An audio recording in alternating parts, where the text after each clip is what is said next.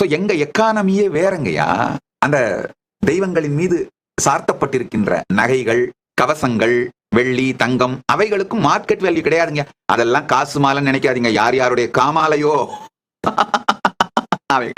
அவைகள் எல்லாம் பக்தர்கள் அவர்கள் கர்மம் தீர்ந்ததனால் கொண்டு வந்து அளித்த பக்திங்கிற சென்டிமெண்டோடு சேர்ந்து, அது பக்திங்கிற சென்டிமெண்ட்டுங்கயா. அங்க அணியப்பட்டிருக்கிற அந்த தெய்வங்கள் மேல சாத்தப்பட்டிருக்கின்ற நகைகள், கவசங்கள்லாம் அவைகளுக்கு மார்க்கெட் வேல்யூ கிடையாது. கைலாசத்தினுடைய சட்டதிட்டத்தின்படி, விதிப்படி ஒரு பக்தரோ அன்பரோ ஒரு நகை கொண்டு வந்து பெருமானுக்கு காணிக்கையா சமர்ப்பணம் பண்ணா அதை உருக்க முடியாது, உருக்கி வேறொரு நகையாக மாற்ற முடியாது, அதை செதுக்க முடியாது.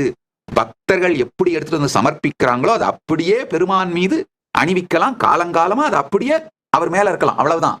அதனால எங்கள் கைலாசத்தின் ஆதீனங்கள் மடங்களில் இருக்கும் நிலத்திற்கோ தங்கம், வெள்ளி போன்ற பொருட்களுக்கோ எந்த விதமான பொருளாதார சந்தை மதிப்பும் கிடையாது.